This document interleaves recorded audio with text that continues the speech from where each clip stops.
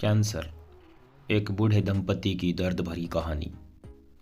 यह दर्द भरी कहानी एक कंपाउंडर के नज़रिए से मैं आपको सुना रहा हूँ। जी हाँ, मैं अस्पताल में काम करने वाला एक कंपाउंडर हूँ।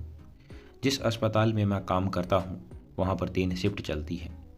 उस दिन मेरी सुबह की शिफ्ट थी, जिसका टाइम 9 से 5 का होता है। हमेशा की तरह मैं सही समय पर अस्पताल पहुँच गया था। जब मैं अस्पताल के अंदर प्रवेश कर रहा था तो मेरी नज़र वेटिंग रूम में बैठे कई लोगों पर पड़ी, लेकिन एक बूढ़े दंपति पर जाकर रुक गई। बूढ़ा और बूढ़ी दोनों आपस में कुछ बातें कर रहे थे। बूढ़ा अपने हाथों में पीठ पीछे कुछ पेपर्स बूढ़ी से छुपाने का प्रयत्न कर रहा था। बूढ़ी उन पेपरों को बूढ़े से छीनने की कोशिश कर रही थी। बूढ़ी के आंखों में थोड़ी सी शरारत थी। वहीं बूढ़ा तकरीबन रोने को था और उसकी आंखों में आंसू साफ दिख रहे थे। बूढ़ा बोला, इन पेपर्स में कुछ भी नहीं है, खामखा क्यों इनके पीछे पड़ी हो। बूढ़ी ने जवाब दिया, आज तक कभी कोई बात मुझसे छुपा पाए हो मास्टर साहब? वैसे भी एक शिक्षक को झूठ नहीं बोलना चाहिए, तो दिखाओ मुझे पेपर्स। बूढ़ा फूट फूट कर रोने लगा और बोला, नर्मदा, कैंसर है तुम्हें। 1 महीने बाद इस दुनिया में अकेला छोड़कर मुझे चली जाओगी। ये रिटायर्ड मास्टर अपनी ज़िंदगी भर की कमाई देकर भी तुम्हारे कैंसर की कीमत नहीं चुका पाएगा।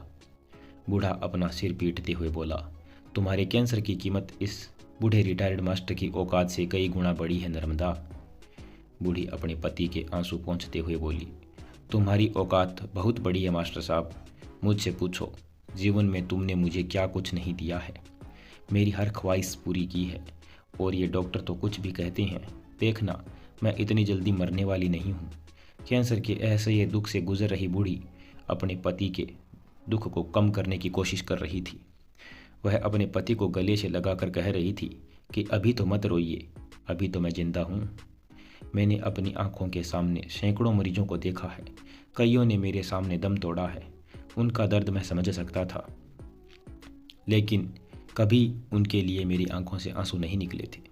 लेकिन इस बूढ़े दंपति का दर्द मेरी आंखों से भी आंसू बनकर बह निकला। इससे पहले कि मैं इस दंपति के पास जाकर उनको हमदर्दी के 2 बोल बोल पाता और उनका हौसला बढ़ा पाता, डॉक्टर विनायक उनके पास पहुंच गए। शायद वे भी मेरी तरह ही चुपके से उनकी बातें सुन रहे थे। डॉक्टर विनायक उनके पास जाकर बोले, देखिए माँ जी, जीवन और मृत्यु का फैसला तो भगवान ही करते हैं। हम डॉक्टर्स भी सिर्फ कोशिश ही कर सकते हैं, और मैं पूरी कोशिश करूंगा कि आपको इस बीमारी से अलग कर सकूं। तब बूढ़े ने हिचकिचाते हुए कहा, लेकिन इसका इलाज तो। इससे पहले कि वह अपना वाक्य पूरा कर पाते, डॉक्टर विनायक बोले, आप उसकी चिंता मत कीजिए, इसकी जिम्मेदारी मैं लेता हूँ। बूढ़ी ने डॉक्टर विनायक से पूछा, लेकिन आप ये सब क्यों करेंगे? डॉक्टर ने कहा, मैं तकरीबन 12 साल का था जब मेरी माँ इसी बीमारी का शिकार हो गई थी, और मैं तब बेबस और मजबूर था। उन्हें बचाने के लिए मैं कुछ ना कर सका। तभी मैंने ठान लिया था कि मैं डॉक्टर बनूंगा और इस बीमारी से हमेशा लड़ता रहूंगा। अगर मैं आपको इस बीमारी से निजात दिला सका तो मैं समझूंगा कि मेरी माँ आपके रूप में कुछ और साल धरती पर जिंदा रह पाई। मुझे नहीं पता डॉक्टर विनायक उस बूढ़ी के कैंसर को इलाज करके हरा पाए या नहीं, लेकिन उस दिन मैंने बूढ़े दंपति की आंखों में देखा था कि डॉक्टर विनायक ने उनकी आंखों में पहले दिख रही निराशा को जरूर हरा दिया था और उसमें एक आशा की किरण जगा दी थी। तो दोस्तों, ये थी आज की एक बूढ़े दंपति की दर्द भरी कहानी। अगर आपको कहानी पसंद आई है तो हमारे चैनल को सब्सक्राइब कीजिए और हमारी वीडियो को लाइक और शेयर ज़रूर कर दीजिए। धन्यवाद।